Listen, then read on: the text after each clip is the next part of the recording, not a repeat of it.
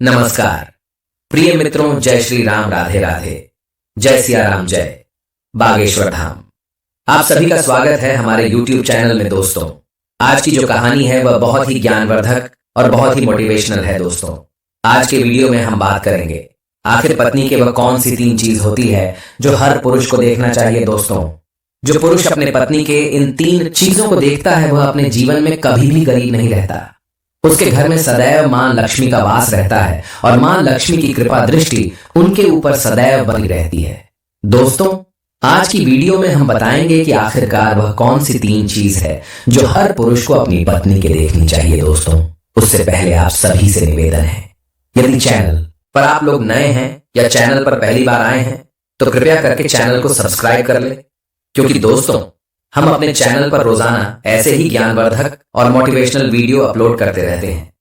चलिए तो दोस्तों शुरू करते हैं आज की इस प्यारी सी वीडियो और इस प्यारी सी कहानी को, और जानते हैं कि पत्नी की वह कौन सी 3 चीज है जो हर पुरुष को अपनी पत्नी की देखनी चाहिए। दोस्तों, एक बार की बात है, किसी गांव में एक आदमी रहा करता था।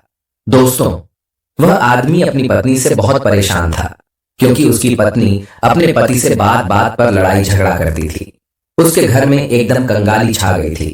खाने के लिए घर में ना ही कोई दाने थे, ना ही पीने के लिए पानी और ना ही पहनने के लिए वस्त्र। दोस्तों, इस रोज रोज के इस क्लेश से वह पुरुष अपनी पत्नी से परेशान हो गया था। दोस्तों, एक दिन की बात है, वह आदमी अपने घर से जंगल की तरफ निकल जाता है। दोस्तों, जंगल में जाते जाते उसे आदमी को एक साधु से मुलाकात होती है।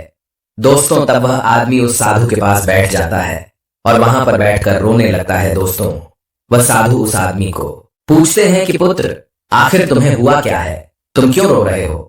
तब वह आदमी उसे साधु को बताता है कि महाराज, मेरे घर में मेरे पत्नी और मेरे 2 छोटे छोटे बच्चे रहे। मेरी पत्नी मेरी कोई भी बात नहीं मानती है, बात बात पर मुझसे लड़ाई झगड़ा करती है, जिसकी वजह से मेरा छोटा सा बिजनेस था वह भी बंद हो गया। अब हम घर में दाने दाने के लिए मोहताज हैं। हमारे घर में खाने के लिए कुछ नहीं है, पीने के लिए पानी नहीं है और पहनने के लिए वस्त्र नहीं है। लेकिन मैं अपनी पत्नी को समझता हूं कि लड़ाई झगड़े ना करें, इसके बावजूद भी वह घर में रोज लड़ाई झगड़ा करती है। इस वजह से मैं बहुत दुखी हूं और बहुत परेशान हूं, इसलिए मैं घर छोड़कर आपकी शरण में आया हूं। दोस्तों, वह साधु महाराज उस आदमी को बोलते हैं कि पुत्र, रो मत, आज मैं तुम्हें ऐसे 3 चीज बताने जा रहा हूं जो पुरुष अपनी पत्नी की 3 चीजों को देखता है। वह पुरुष अपने जीवन में कभी भी गरीब नहीं रहता है और ना ही उसके घर में कभी लड़ाई झगड़े होते हैं, उसके बिजनेस में तरक्की होती है। दोस्तों, तो वह साधु महाराज उस आदमी को बताते हैं कि मैं तुम्हें बताने जा रहा हूं, उन 3 चीजों को गांठ बांध लो। तब वह आदमी उस साधु महाराज की बातें बहुत गौर से सुनता है और साधु महाराज से बोलता है कि प्रभु, आप मुझे जल्द से जल्द बताइए वह कौन से 3 चीज है जो हर पुरुष को अपनी पत्नी की देखनी चाहिए। दोस्तों, तब वह साधु महाराज उस आदमी को एक कहानी सुनाते हैं और बताते हैं, किसी नगर में एक सेठ रहा करता था। उसे सेठ का बहुत बड़ा व्यापार था। उसके घर में सेठ और उसकी पत्नी रहा करते थे। उस सेठ और सेठानी में आपस में बहुत प्रेम था। उनके घर में कभी भी लड़ाई झगड़ा, किसी प्रकार का कोई अंधा क्लेश नहीं होता था। इसलिए उसके घर में सदैव मां लक्ष्मी का वास रहता था और उनके बिजनेस में दिन दोगुनी रात चौगुनी तरक्की होती थी। उन सेठ सेठानी में इतना प्रेम था कि आस पास के लोग उनके इस प्रेम को देखकर जल जाया करते थे। दोस्तों, सेठ और सेठानी के इस प्रेम की मिसाल हर गांव वाले देते थे। ऐसे कर करके उसे सेठ और सेठानी की बात उस गांव की राजा तक भी पहुंच जाती है। दोस्तों, जब सेठ सेठानी की बात उस राजा के पास पहुंचती है तो वह राजा भी उनके प्रेम की मिसाल की तारीफ करते हैं। हमारे गांव में एक पुरुष और एक स्त्री ऐसे भी हैं जिनके घर में कभी भी लड़ाई झगड़ा नहीं होते हैं। उन दोनों में वापस में इतना प्रेम है कि जितना मैं आज तक अपनी जिंदगी में कभी भी नहीं देखा। दोस्तों, एक बार की बात है, वह राजा पूरे नगर में ढिंढोरा पिटवाते हैं और कि इस राज्य में जितने भी लोग हैं उस सभी लोग अपने अपने घर में दिया जलाकर रखेंगे। तब राजा की रानी अपने राजा से पूछते हैं कि महाराज, आखिरकार आप सभी के घर में दिया क्यों जलवा रहे हैं। राजा रानी की बात सुनकर रानी को बोलते हैं कि दीपक प्रेम की निशानी होती है। जिसके घर में दीपक जलता है उसके घर में सदैव ही प्रेम बना रहता है और मैं चाहता हूं कि जो प्रेम सेठ और सेठानी के बीच में है वही प्रेम हमारे इस नगर में, हमारे इस राज्य में पति और पत्नी के बीच में हो। इसलिए मैं हर घर में दीपक जलाना चाहता हूं। दोस्तों, राजा की सैनिक पूरे नगर में ढिढोरा पिटते हैं और बोलते हैं सभी के घर में दीपक रात भर जलना चाहिए। दोस्तों, राजा की बात मानकर सभी नगरवासी अपने अपने घर में दिया जलाते हैं, लेकिन जैसे ही आधी रात होती है सभी के घर के दीपक बुझ जाते हैं, लेकिन उस सेठ और सेठानी के घर की दीपक कभी भी नहीं बुझती है।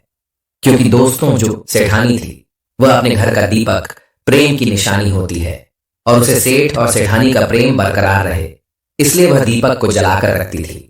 लेकिन दोस्तों, जो सेठानी थी वह अपनी मनमानी काम करती थी, उसका जो मन करता था वह वही काम करती थी। लेकिन सेठ को इस बात से कभी भी कोई दिक्कत नहीं होती थी, क्योंकि सेठ बहुत समझदार था। वह सोचता था कि यदि मैं अपनी पत्नी को रोक टोक करूंगा तो घर में बेवजह ही लड़ाई झगड़ा होंगे। दोस्तों, इसीलिए सेठ सेठानी की कई चीजों को और कई बातों को अनदेखा करता था। वह सेठ इसलिए अनदेखा करता था ताकि पति पत्नी में वह प्रेम और व्यवहार बना रहे।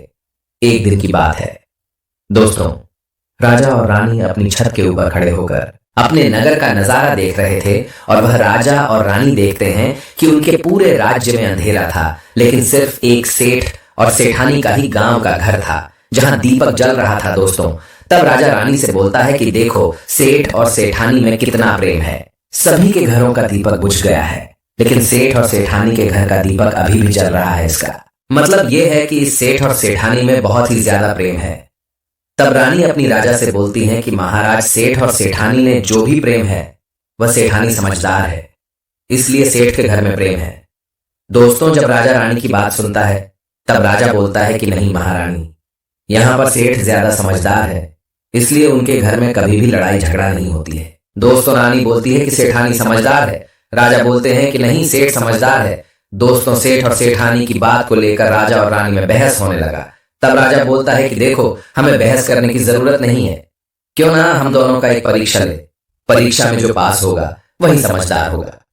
राजा और रानी अपने बात से सहमत हो गए और उन दोनों की परीक्षा लेने के लिए तैयार हो जाती है। दोस्तों, तब राजा अपने महल में जाता है और अपने दासी को बुलाता है और वह दासी से बोलता है, उस सेठ के पास जाओ और जो जो प्रश्न मैं तुमसे बोल रहा हूं वह तुम सेठ को बोलना। वह दासी बोलती है, ठीक है महाराज। वह दासी राजा की बात सुनकर सेठ के पास जाती है।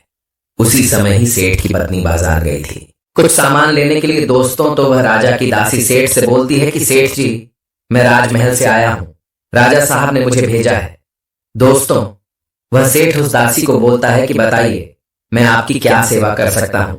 आप बैठिए, मैं आपके लिए पानी लेकर आता हूं।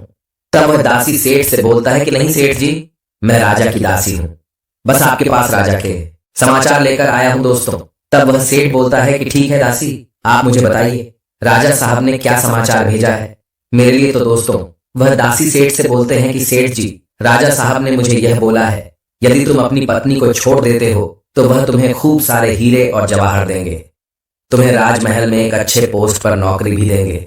लेकिन सेठ ने राजी नहीं हुई। दूसरी बात, रानी ने राजा से बोला था कि नहीं, सेठ समझदार नहीं है, सेठानी समझदार है। दोस्तों, सेठ और सेठानी के बातों को लेकर राजा और रानी में फिर से कहा सुनी होने लगी। तब रानी राजा से बोलती है कि तुमने सेठ की परीक्षा ली है, मैं भी सेठानी की भी परीक्षा लेनी चाहती हूं और इससे बात क्लियर हो जाएगा, सेठ और सेठानी में कौन ज्यादा समझदार है। तो वह राजा रानी को आदेश देता है कि प्रिय, तुम भी एक बार सेठानी की परीक्षा ले लो। तब रानी अपनी राजमहल से एक दास को उस सेठानी के पास भेज दिया और अपने दास से बोलती है कि जो मैं तुम्हें बोल रही हूं ये सारी चीज जाकर उस सेठानी को जाकर के बोलना। तब राजा का दास उसे सेठानी के पास जाता है। इधर से सेठ अपने काम की सिलसिले में कहीं बाहर गया हुआ था, घर पर सेठानी ही अकेली थी।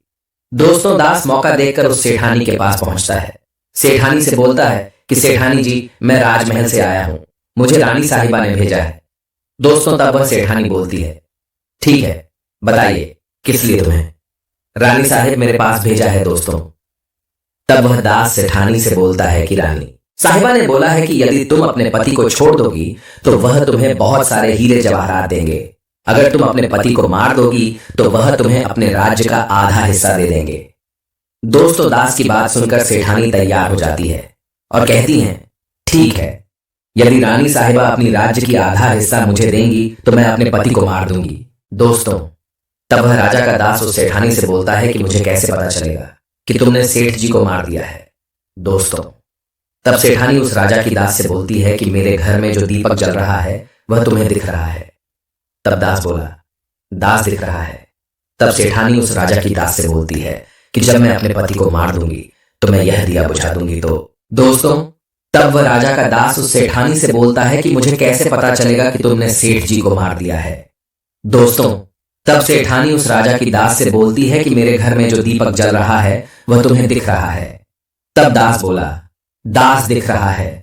तब सेठानी उस राजा की दास से बोलती है कि जब मैं अपने पति को मार दूंगी तो मैं यह दिया बुझा दूंगी तो तुम्हें पता चल जाएगा कि मैं अपने पति को मार दिया है। अब वह दास सेठानी की बात सुनकर राजमहल को वापस लौट जाता है और राजा और रानी से यह सारी बात बताता है। सेठानी की बात सुनकर रानी बहुत अचंभित हो जाती है और रानी को स्त्री जाति से नफरत होने लगती है।